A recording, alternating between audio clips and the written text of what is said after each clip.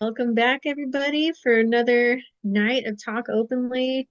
I'm Jack, and I'm here with my excellent friend Daniel. We are Sangha friends from Lions Road Dharma Center in Sacramento, though I am far away in Washington State. And this is such a lovely way for me to stay connected with my temple. Very grateful for that. And we're glad that you all are here too. Daniel, it's great to see you. Good to see you too. And Jack, you're never far away from me. I Never think, yeah, ever. that does feel it feels that way. Yeah. I'm glad. It is nice to be back online with you. Just a heads up. This is our very first live stream to the Lions Roar Dharma Center YouTube channel, I believe. Woo! I think Okay. it was supposed to be happening last week, but there was some misconnection in the wires or something. And apparently, the last episode of our four-part series on purification practice on the four opponent powers went somewhere else. You can catch it on the podcast if you need it.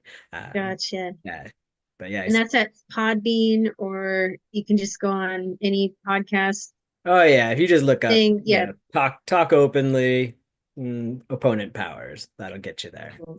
So in case Great. anybody was dying to hear that last episode.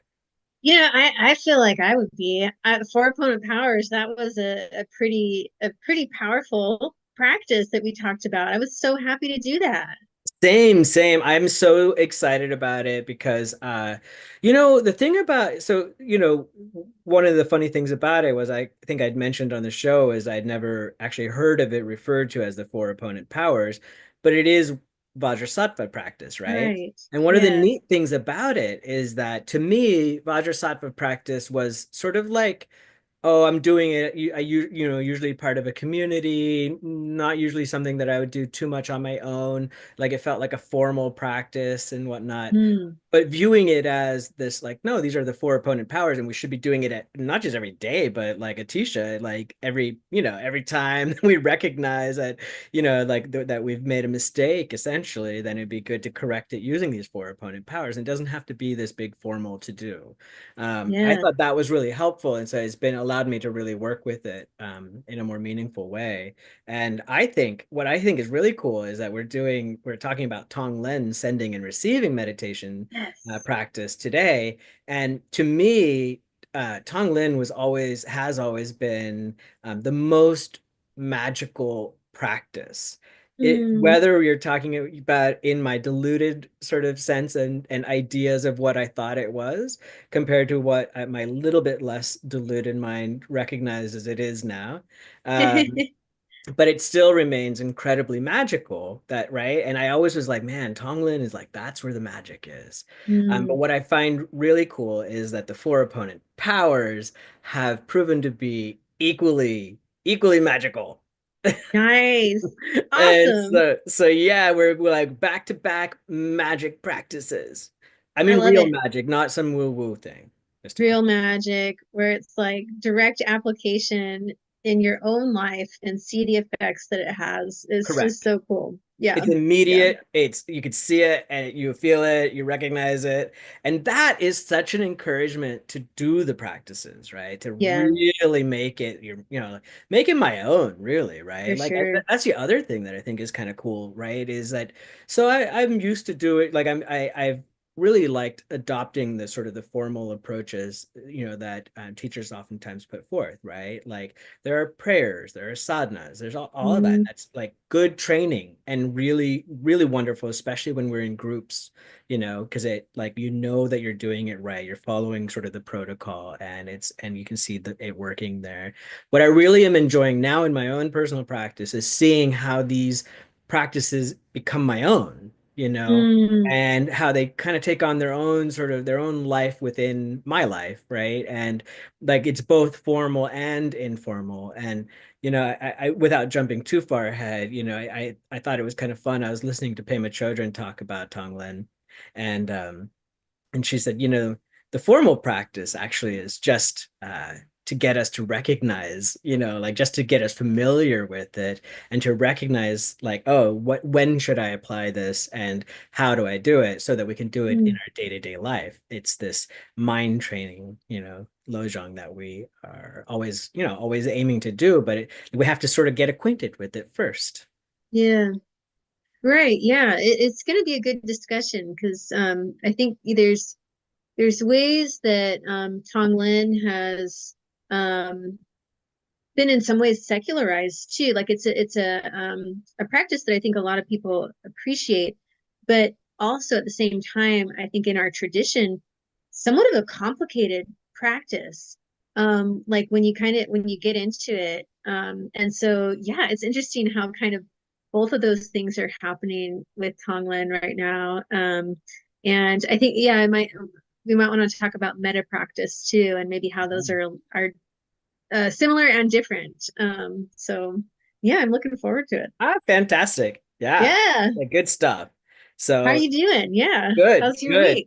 I really good. Good. Yeah, super sweet. My training is going really, really well. I have had a couple of opportunities where, other activities that I've scheduled have like, bailed on me or whatever. And I'm like, Hmm. yes, good. Meditation. Yeah, I can meditate longer. And I love that that's my feeling towards it. My reading is going really my studies in the long rim, all of that, fantastic. And I just got to tell you we'll bring this back into the Tonglen discussion a little bit later, but just a while ago, just like an hour ago, took the dogs out for a walk to a place where I used to live. It's a couple of miles from here.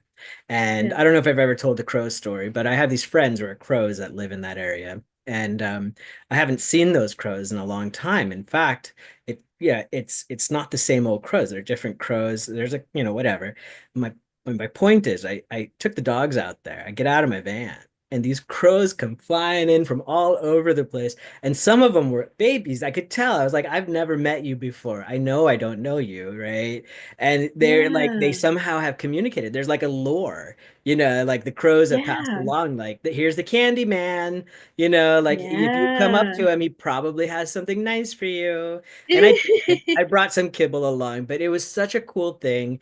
It's been a week of not just the crows, but in many other ways of reconnecting with things from actually distant past, right? Huh. Which is really kind of neat, like something that people and things that I haven't seen or been aware of for decades. And then I'm like, whoa, huh, cool. Like we still have some connection. This is weird. Yeah.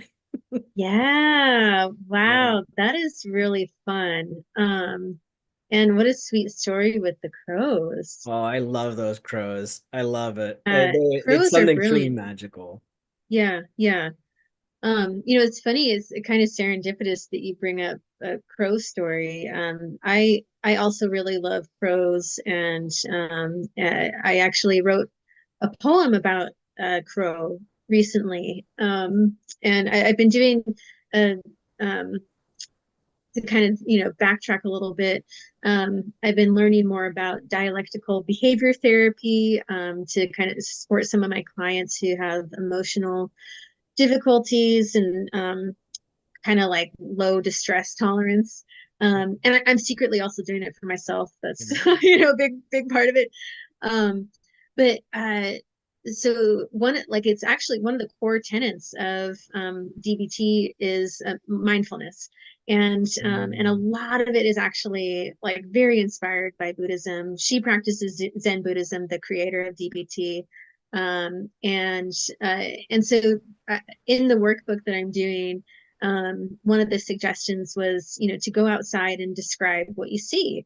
And so I was able to do that on one of my lunch breaks recently at work and just went out in a field and spent some time watching some crows and seeing some other really interesting things around me. And it was really nice to feel that kind of like connection again with the world around me because I used to write quite a bit of poetry, but really haven't in like years. And so to be able to kind of like live in that world again was really lovely.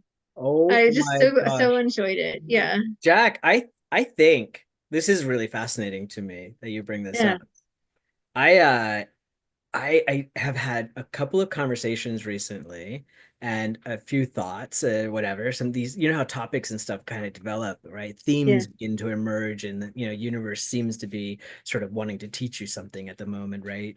And yeah, what you just said is exactly this theme that I've been sort of dealing with, where on the one hand, I'm wanting to, I recognize partially with Lama sort of spearheading this, like with little comments about to slow down, do things a little bit more, be more present, do things a little bit more intentionally, right? And then at the same time, these other conversations I've had up with friends who are like, hey, I'm sick and tired of all this information and the speed yeah, and all this nonsense with politics and media and all yeah. of it. I'm like, I'm sick of it all.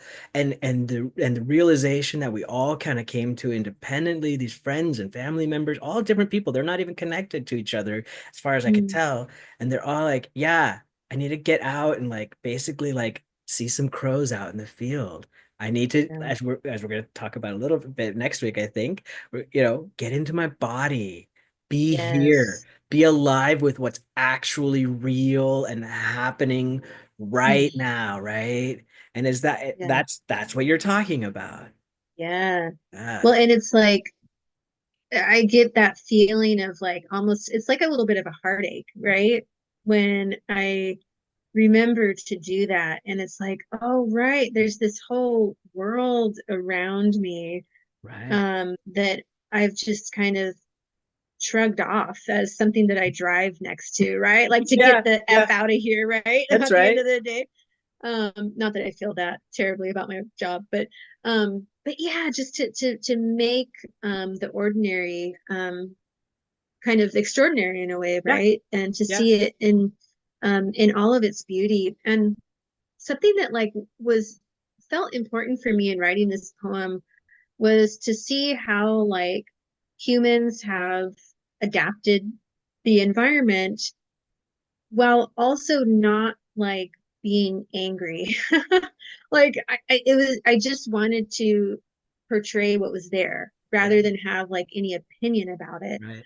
And turns out all of it could be beautiful. Like even, imagining walking straight like 20 miles to a clear cut, right? Because you can see like there's a clear cut right in front of our building in the mountains.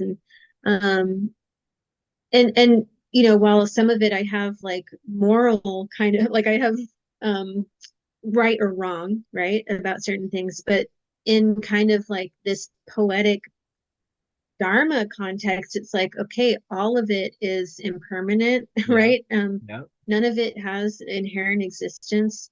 And yeah, so just kind of see it for what it is. Isn't that Uh, interesting? Because it's not, you did not grab your Pollyanna glasses, right? yeah. And just say Hmm. like, oh, everything is, everything is as it should be and everything is right, everything's perfect. I mean, like that's fine, I guess, right?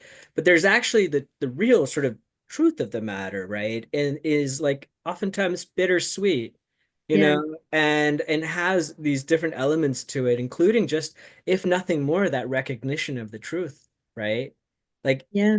it, even regardless of what prompted it, right? Hmm. It can be Hmm. very, very sweet, and there's something deeply satisfying about that and recognizing it without having to modify, unmodulate. You don't have to Right. like say good, bad, or like take some drugs and be like, yeah, this is awesome. None of that, right? It can Yeah, just truly being with it in a very deep, real sense. There's something, I don't know what it is, but there's something deeply satisfying about that. it really is. Yeah, like here it is. Do you think that Here it is. do you think you'll ever share the crow poem with us?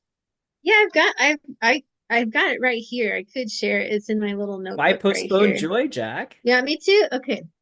Um, Part of it was that I was well, I was writing it for that workbook, but also for this art class that I'm doing where we use all different mediums, and so this was something that I brought to them. Okay. Okay. Work break. Squim, March 7th, 2025. A waddling, croaking crow in the middle of the field, chuckling. Their friend walks close by. Old mushrooms, tiny pale blue flowers, which on their own hold worlds, plastic trash, paper trash, a tall tangle of blackberry thorns, a path direct to the clear cut if you could walk straight 20 miles, a creek cradled by black plastic with more plastic in it. And yet, no matter how cradled, will always flow to its mother. Tattered prayer flags, flag fingers stretching towards the mountain. Old wooden sign in the field, ordered by 90s developments, a school, a liquor store. One stretch of field grass is watered and mowed. I wonder what the crow's ancestral patterns are saying to them. I wonder why I forget.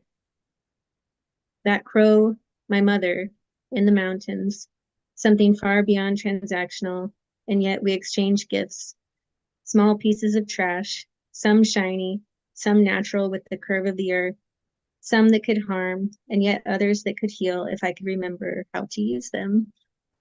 Oh my God. I got a little misty-eyed. Jack, that's Oh, beautiful. That's really thank you. beautiful. You Yeah, know, thank you for that some requires some bravery to share like that. And I really thanks. appreciate it. That was gorgeous. And I gotta, since you're humoring my requests, I'm gonna go ahead and ask one more thing. Yeah. If you would be kind enough to share that with our friend Patty to put into their she's in the Lion's Roar Oh, yeah. in the newsletter. We're featuring works of art, poetry, and other by members of the Sangha. And I feel like that would be just perfect. Yeah, I'll I was do like, man, that. I can even picture that hanging up in the hallway there at the Dharma Center. That is just That's wonderful. sweet. If nothing Oh, else, thank you. one more request, even one more, just one more. Send it to me so I can have it. Okay, I will. Okay. All right. That was gorgeous. I'll Loved send it. it to Rinpoche too. Yeah. Yeah, it's just kind of like it really was just little notes as I was walking, Yeah. just like 20 minutes just walking. I could picture I it. really, Yeah. yeah, I really encourage anyone to do that. It's just so nice. Like just write down what you see. Yeah. And there might be some poetic interpretation or not. Just write down what you see. It's so fun. I'm gonna do Yeah. it, Jack. I'm gonna do it. So I'll do a little bit, my trash pickup days or whatever. I don't, sometimes Yeah. what I'll do is sometimes I'll just let go of that so I'm not too attached to it. And then I'll just observe rather than do something about it. Just Yes. observe I everything. like I'm it. gonna do it and write it down. Yeah. I mean, okay, so I love trash and Me just too. kind of like I love looking at all the trash that I have in my backpacks that accumulate over the years, like and Right. looking at old receipts and like why did I buy that? Or like, what was this from?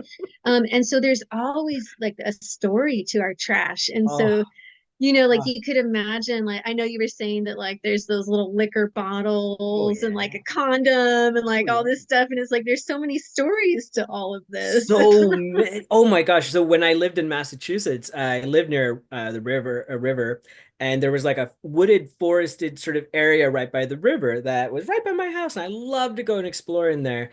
And it was a place where people had for many years dumped their garbage and actually continued. So it had old garbage, new garbage, it had industrial sort of crap laying around, and it Yeah. had, just people throwing their garbage from that week or whatever down there. And I used to go down there, but either by myself or with my kids, and we would make art out of the trash. Yeah. It was gorgeous. It was so much fun. So much fun. Yeah, totally fun. Yeah. And it's like, what can you like it's exact is like what can you create out of this? That's right. Like what kind of As you, like magical transformation can be that's made? right. Just as you said, Yeah. offerings or gifts, some that, are beneficial and some that could harm. But, if they're harmful, then we have an opportunity to remove it and not offer that up. And if it's not harmful, we don't necessarily have to remove it. Maybe we can just make it pretty. Yeah, right. Ah, Love it. oh, Jack. The Ah, poetry of so everyday good. life. Oh, I, thank I you. had Thanks for no idea that we were gonna get that. That is so cool. I know. And just from, some crow friends, right? That's right. Exactly. Oops, there we go. Whoops. I It's always know. like this, I isn't hear it? myself chatting. If this didn't happen, you can see I'm turning red, right? Like technical difficulties always make me blush. Oh, buddy. No, it's good. It's good for me to Yeah, it is experience that. good. But Yeah. I feel like public humiliation is actually like one of the best teachers, right? I Oh mean, I yeah. hope you don't feel humiliated, right? But like a little No, bit of no, like I don't. embarrassment is like, yeah, it really like, oh, it you just see the I, you see Oh the yeah. self like so Oh strongly. yeah. I'm so And identified with like getting the I know technology, I know computers, and I know how to get in here every single week, week after week. I do the exact same thing. and I love that like yeah, just being caught in a mistake is like, yeah, that's what life is. It's like we're Yeah. making mistakes all the time, and why not get caught in one? That's right. Yeah, might as Yeah, well we're feel it. Yeah, that might as was well feel it. enjoyable. Boy, Yeah, it's just yeah. a like what a gorgeous evening. This is I love fantastic. Yeah. it. Do you feel right? Do you have more that you would like to share, or do you feel like we should jump Well, into some? maybe just real quick, Yeah. so I've been, doing the four opponent powers, and you mentioned earlier about like trying to in the moment uh that you notice like your afflictive behavior or whatever to try and do something to rectify it then rather than wait until later on. Most of the time I just wait until later on because I forget. Even though it happens in the moment. Naturally. But but what I've noticed, so there's this really interesting phenomenon out here on the Olympic Peninsula where about every 15 cars that I see on the highway, there's a car that has one headlight out.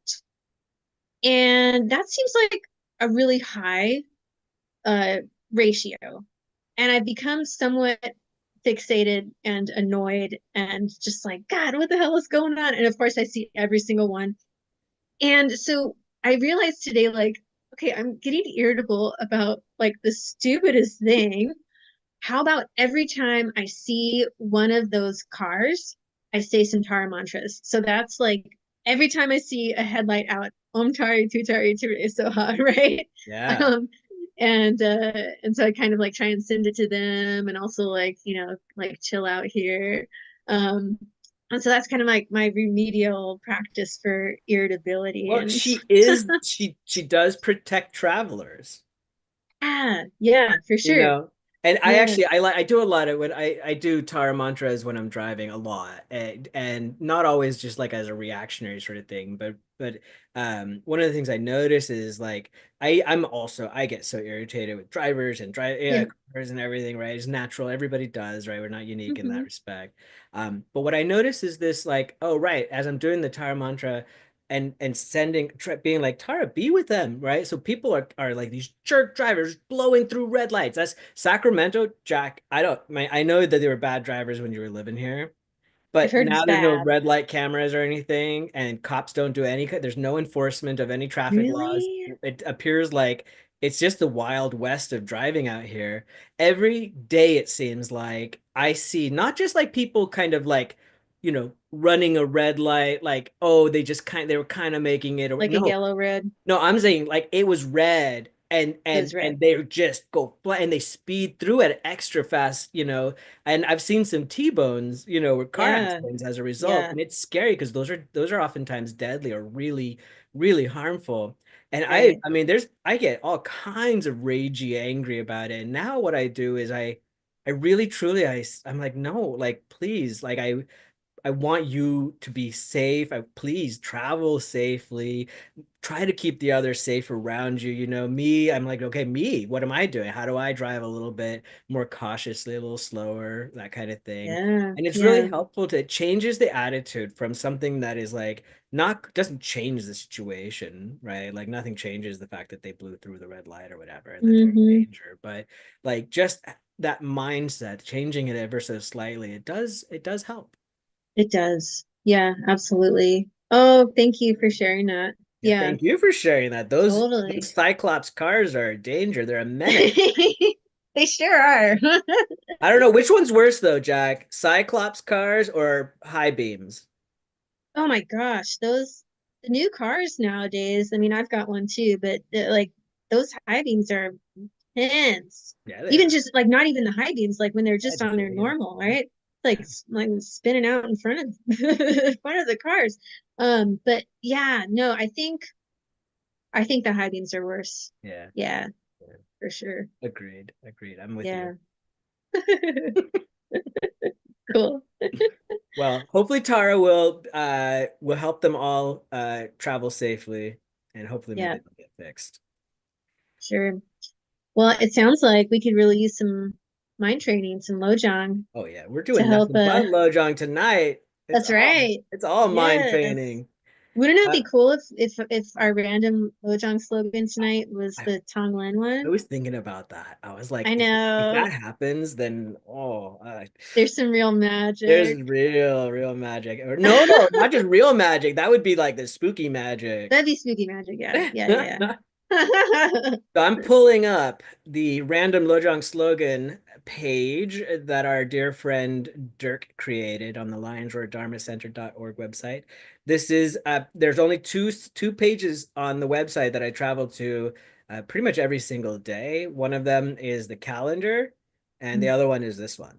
So Yeah, they both get the really good use on my computer. So I'm going to push good stuff. the orange button here and get us a random Lojong slogan. Oh, All thank goodness. right. Okay. I was like, man, if it comes up, I don't know what I'm gonna say. I This is know, gonna I would like scream, honestly. right. Thankfully, this is not directly one of the Tonglen lodge. Right. Yeah. Okay, well, let's check it out. Number 59. Don't expect people to make a fuss over what you're doing. So Choyam Trungpa describes this as, don't expect others to praise you or raise toast to you. Don't count on receiving credit for your good deeds or good practice. And then Shanti Deva in Way of the Bodhisattva, one of our favorite works together, huh, Daniel? So he says, thus, when I work for others' sake, no reason can there be for boasting or amazement.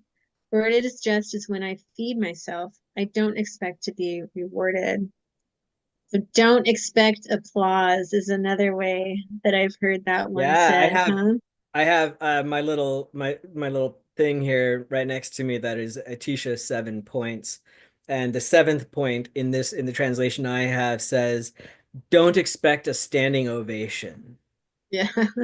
So this one is kind of tough, isn't it? It is tough. Yeah. Uh, Where I do you see it happening? oh, I see it all the time because like what'll happen is I'll recognize some marginal improvement, in the way that I'm thinking or behaving or whatever, and and I recognize I'm like, wow, my training's really working. This stuff is really amazing. And well, I worked hard, I'll be like, have some like whatever. I think maybe Vajra pride, right? Where I'm like, yeah, this is Yeah. like, dang, this is cool. Like I'm doing it and this is working and wow. And I'll be like, why is everyone, like, where is the applause? Like, how come no one is like, Daniel, you're amazing and you're so diligent. You're so, no, Totally. nobody does that, right? Yep. People still are just like, hey, pick that up or stop being so annoying. Or, Totally. Yeah. I know it's funny mentioned kind of like that thinking and imagining people just like totally lavishing praise on you. And I do that too. Like I'll start just fantasizing, right? Daydreaming about like the kind of praise I'll get, for doing a good thing.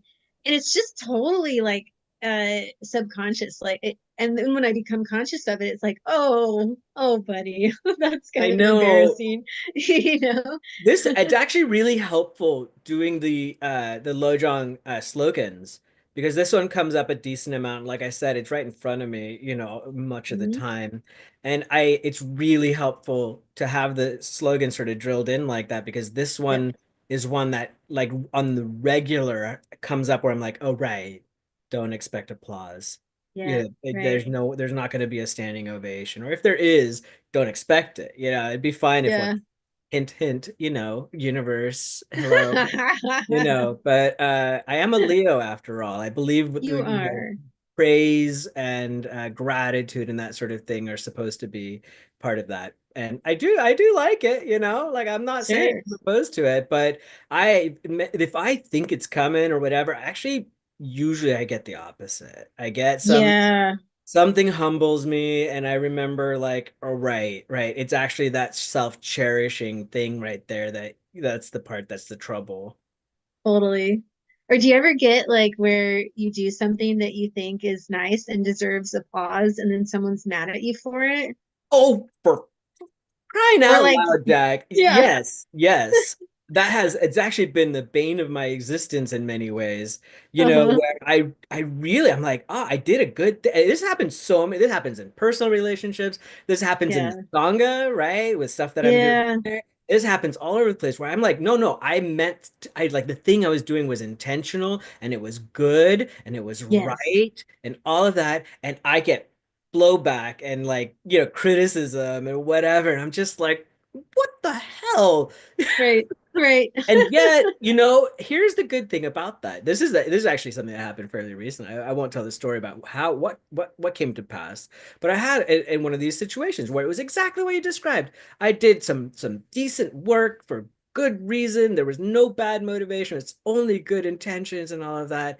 And I got really hardcore negative feedback. Like it shook me actually. Yeah. And I had to, I got to see how reactionary I was, how I had so much anger and frustration and disappointment and all this stuff.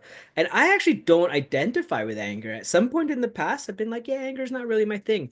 Oh no. Oh no. I got a molten hot little lava ball here ready to set things on fire, right? Yeah. And it was really beautiful. Here's the part that I was trying to get to, right? Is that this experience allowed me to see, first of all, I remember the rock tumbler that you and I talked about, Ah, yeah. tumbler of the Sangha, how this is an important part of us crashing into each other and wearing our edges off and smoothing things out, right? Like this is part of the process. There was that. And then there was the 8 verses of mind training, and I recognized, ah, those are my precious gems. Those are Mm. my wish fulfilling jewels right there. And how fortunate am I that I have been lavishly handed, like just I've been given a whole treasure chest in this case, full of wish fulfilling jewels to help me along the path, right? It was a gorgeous experience, right? Because it was, again, it was not just like putting Pollyanna glasses on. It was like really working with this stuff and seeing how this was all directly related to the fact that I want people to make a fuss over what I'm doing and give me applause and, standing Yes. ovation. But instead, I got something else, and that was really helpful. Yeah. Maybe even more helpful than praise would have been, right? Praise wouldn't have done that. It would no. That's what I'm saying, right? Praise Yeah. is nice. It is not a wish fulfilling jewel, Yeah. right? Yeah. Yeah, praise and blame, that's all right when it comes and goes, like whatever, man. But yeah, the blame actually in this case was Yeah. was really valuable. Yeah. Awesome. Yeah. Great work. I love Yeah, turning everything into the path, right? Thanks for asking. I wasn't even thinking about that. And Yeah, for sure. I'm like, yeah, this is all over the place. All over the place. This is an important load Sweet. on plugin. Are there, I'm curious, are there any pictures down there? Let's see. Ah, Amitabha. Taba. You know, I don't know much about Amitabha, but I do know that he shows up quite a bit in the sadhanas, right? Yeah, he Like does. where Amitabha's crowning either your or someone else's head. So I want to learn more about Amitabha. Yeah. Lama was just talking about Amitabha a little bit at the last teaching, the last Tara class or the last Tantra class. Oh, okay. Yeah, I was there. Yeah, Yeah, I didn't hear that part.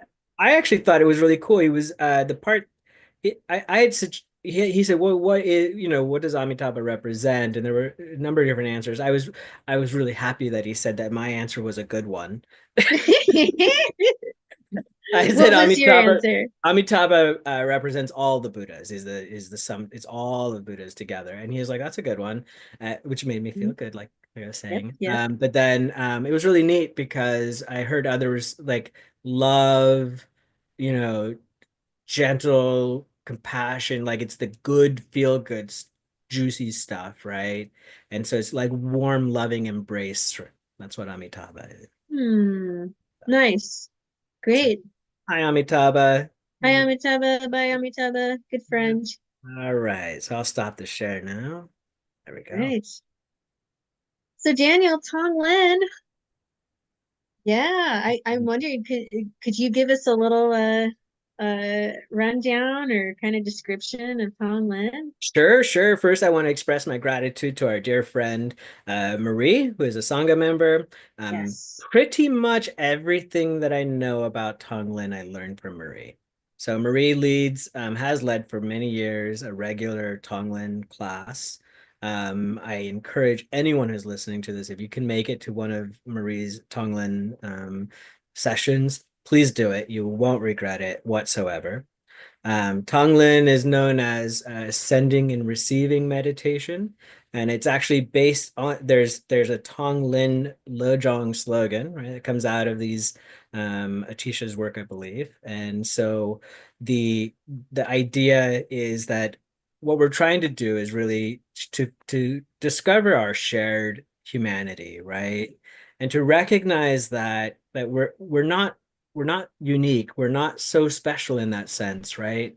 And that both on the negative side of things and on the positive side of things, we are sharing in all of this with all sentient beings. It's not just humanity, right? Like, and so these practices are these Tonglen practices. I think Tong means sending and Len means receiving. I'm not Okay. positive about that, but it is sending and receiving or receiving and sending meditation. And so there's a formal approach to Tonglen, which involves visualization, and there are actually many Tonglen styles. So Yeah. it's kind of neat in that respect. But I'll tell you a little bit more about what I've learned. So the first and most important Tonglen, as far as I can tell, is what Pema Chodron calls like the attitudinal Tonglen. And she actually encourages people to start there, even though it's also the finish. So, Mm. but it's really good to start just with the attitude. And so the attitude is it's something like this. You witness like some negativity, some difficulty, like you're not feeling good physically, mentally, otherwise. It doesn't have to be like super negative. Maybe you just stubbed your toe, maybe you're sick, or maybe you're super angry or something like that, right? There's some negativity there. And what happens usually in many cases is we really think that that's unique. Like, I'm feeling nobody understands my grief, my loneliness, my Right. whatever it is, right? That's just me. And we just like we stick in it. It's like, it's Hmm. got some sticky, juicy stuff in there, and we just hold on to it. And the idea is to gain a little bit of space in there and to share, right? And to recognize that we're not alone. We're not alone. It doesn't matter what you're feeling. You're not alone. You're not unique in that respect.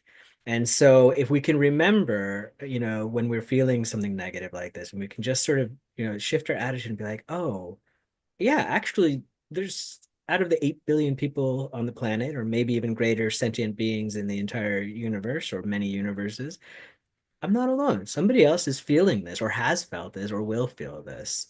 Just that alone, it sounds a little bit weird, Jack, but it's helpful. Just that. Yeah. Just Oh, that like 100%. if that's all you did, that would be totally enough, right? Yeah. And I'm then not and then alone. there's this other sort of aspect to it, which is like like that's like the first sort of kind of stage, if you will, of an attitudinal Tonglen. And then like the next level up, if you wanted to take it to the next level, is this like, wow, may all beings use this negativity as on their path to awakening, right? Hmm. Me and everyone. Like, let's use this thing, right? And then if you really, really feel it, like you want to take it to the next level, then it's like, since I'm feeling this already, how about may I feel this so that no one else has to experience it. Mm-hmm. Right. So that's like attitudinal Tonglen on the negative end of the spectrum, but it has the positive side as well. So you flip it into the inverse and you notice that you have something nice. Doesn't have to be a big thing. It really can just be like you took a nice hot shower and now you feel all clean after being dirty, or you stretch and you're like, yeah, it feels good, or you see some Yeah. crows and they make you feel good, or whatever, man. Maybe you have a nice slice of chocolate cake. It doesn't, whatever. It doesn't have to be crazy good. It could just be like things are all right. Yeah. Then you have the same kind of thing, right? Where you're like, wow, actually, other people experience this as well. Oh, that's kind of nice, right? Other people enjoy things and have this kind of thing. And then you're like, if not, wouldn't it be nice if everyone got to enjoy this and have this feeling, right? Yeah. Mm, And then the sort of the next thing, like, like how about if, trans my experience of it, may it actually become that for all these other beings, right? yeah. So that's like the attitudinal. And like I was saying, that's Pema Chodron. I thought, she does a really good job of explaining how that's both like the best place to start and also where the whole point of all the formal training. Yeah. The beginning, middle, and end, right? Beginning, middle, and end. Yeah. And the formal Bodhicitta. training is just to help us remember that it's something that we could do, that it's an option. Yeah. You know? Yeah. Awesome. I hadn't really heard Tonglen described in those ways. And of course I've heard of that practice of when you're feeling a certain way, to recognize that you're not alone, or to also kind of imagine like, okay, maybe I can take all of that, I can bear that. But yeah, I hadn't exactly thought about that as Tonglen, and so that's really cool. Yeah. Yeah, Thank you that's for sharing Yeah, this. of course. I'm grateful to Pema Chodron for sharing it as well. I'm just, regurgitating some of that. Um, Totally. and hopefully I didn't do her any, hopefully I did it right. Yeah. Um, Om Bin Satahang, right? Just to purify it, just in yeah, case. just in case, forgive me, Pema, if I did get it wrong. Yeah, so then the other aspect of Tonglen is the formal practice that we're Yeah. familiar with. And so this involves it's a meditation. So normally the way that it's described is, or the way it's taught is to first stabilize the mind. So, we do what we call shamatha meditation.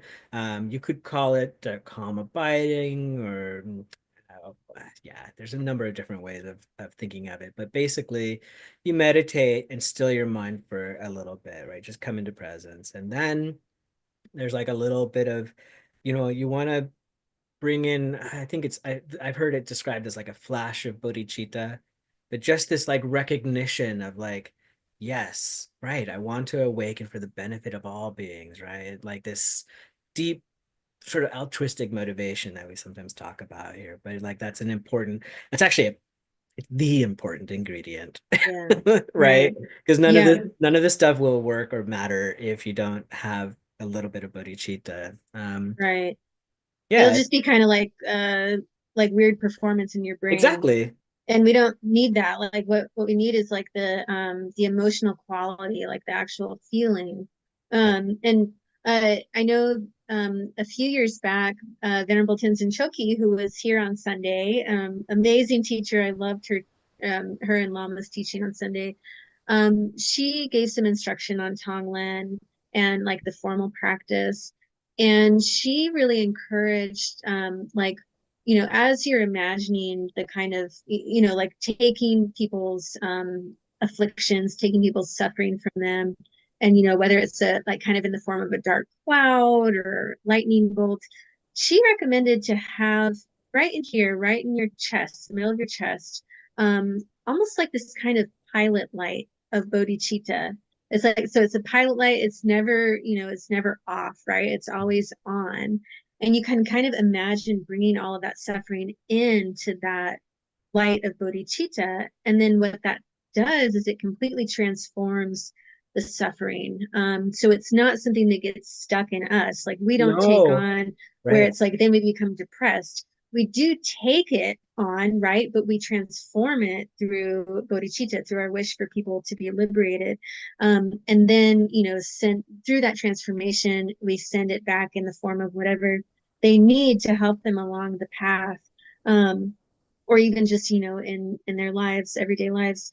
And I just thought that was really helpful for me to kind Wow. of imagine. I usually do that. I take it in my heart and I do imagine like a little flame, and so yeah, I just love that image. I And love to, that too. yeah, It's isn't it great? fantastic. It reminds me of the way that Marie is, she always stresses this, like that it's like alchemy, right? She doesn't necessarily use that language, but it's this transmutation that's happening. And it's not us. We're not doing it, right? But this, this, this little light, this bodhicitta that's there, like you were talking about, the little pilot light. Some people visualize it as like a little heart, like a glowing heart, like love, and it just expands and takes it in, and then there's a transformation, you send it out, right? Like, but yeah, that's the crucial, critical ingredient in all of this is Yeah, that deep desire to awaken for the benefit of all beings. Yeah. yeah, yeah, That's what we want yeah. for ourselves and them. Right, right. And Venerable Thupten Chodron at Sarvasti Abbey, she really like she reminds me at times of the Shanti Deva, where she's like, like very kind of no, you're gonna like think about it this way because otherwise, you're gonna be a fool, right? And Yeah. so she really emphasized in a talk that I listened to today, that we have to do this practice with the mindset of really being willing to give up our happiness to others. Like that's kind of the giving part, is like we are offering our bodies, we're offering our Yeah. wealth, everything. We're All of even our offering merit, our everything. merit. Right. And that's the one where I'm a little bit like, I've been working eons to get here, and this kind of like is rough. And I want to just like, I want to keep that. Right. And Maybe I can make it to the God realm if I hang on to some of it. right. But yeah, so we have to like imagine that, like, is that something I'd be willing to do in order to liberate other beings? And so like kind of the taking of the suffering is meant to obliterate like our our wrong sense of self, right? This kind of this separate sense of self that really is keeping us trapped in psychic existence.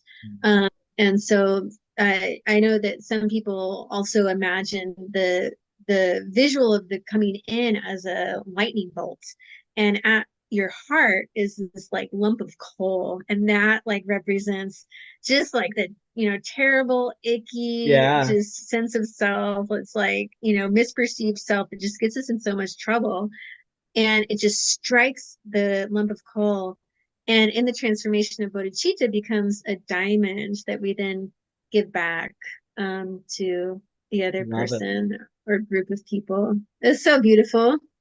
I love that you said lightning. I'll use that, but I Marie, I believe I heard her one time say that Lama had at some point taught it as an arrow, like a Yeah, dark, like a black arrow coming out of the other, and it strikes just as you described. And one of the things that I think is kind of fun when I visualize that one is because it depends. Like I'll use different strategies depending on what's going on. But like that one, sometimes it's a single diamond, right? Just yeah. like you were talking about. But oftentimes it's just this and it's just like a rain, not a rainbow, but like just like a rainfall of diamonds on the other person. And then sometimes it'll be like diamonds and then all these jewels and everything. And I'm like, yes, all those, may those all be like wish fulfilling jewels that you then can just pick up and use and give away and benefit all beings. It's a Yeah, glory, that aspect of it, the sending is such a glorious part of it. yeah, yeah, for sure. But Yeah, there are I think it's important to throw a bit of caution out there around this practice because this is one thing that I've heard repeatedly about Tonglen first try to get your teachings from a qualified teacher, right? Hmm. About what's going on here. It is very, I can attest to this. It's very, very, very easy to misunderstand what's happening here. Mm. It's easy to believe that we are, in fact, actually working on the other people that we're visualizing, right? And that we're doing something to them or for them or Mm. whatever. And I did have man, I did actually have some experiences that made me believe that early on, right? Mm. Where I felt like I got feedback that actually told me that that was what was happening. And Hmm. then I took that back and I was like, "Oh my God, Marie, look, like this is what's happening." And she was like, "No, no, no, no. That's not what's happening." Like Yeah.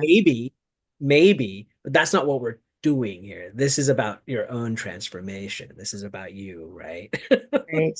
Right. That is so Yeah. important. And that it shouldn't, because it's an energetic practice. um the recommendation is to sandwich it in with shamatha meditation. Right. So the normal sort of way to do this is to start with some shamatha practice and then do Tonglen, and to not exceed like I've heard 6 minutes. Um, Yeah. I actually tend to keep them quite a bit shorter than that each little session, but you can do repeated ones. So you can do like, Hmm.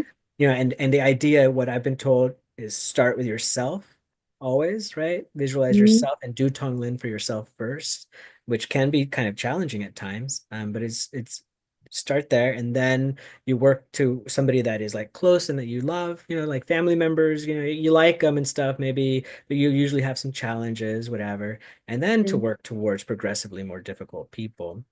But Right. to always stop each little session of Tonglen, do some more shamatha, and then come back in, right? Because if Right. you're trying too hard, you're doing too much, it's easy that it might be that you're actually like kind of sucking it in, right? And you're taking all their sort of like dirt in or whatever, and somehow like feeling like you're accumulating, like you're taking it, oh, I'm taking that, right? And somehow Mm. you get it like actually attached to that process of like somehow thinking that you're the one taking something negative from somebody else, and that can Right. be like poisonous to our minds. Yeah. Yeah.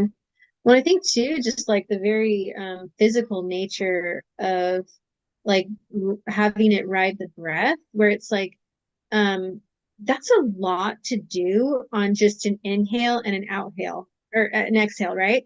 So inhaling and imagining all of that you know, you're taking in suffering. It's, in the form of smoke or an arrow or a lightning bolt. It hits you right here. That's your misperceived self. It transforms to bodhicitta, and then exhale, you're giving everything right, and all that is a lot to do It in a is. very short period of time.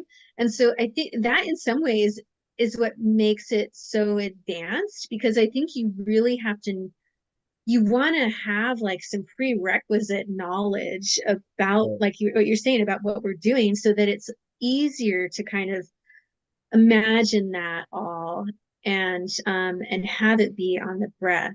But so what I'll just do 3 minutes. Like I'll Yeah. do 3 minutes of shamatha, 3 minutes of tonglen, and you can actually make that into a 24-minute practice where start with yourself, then loved one, stranger, and enemy, and that's 24 minutes if you do the 3 and 3. So yeah.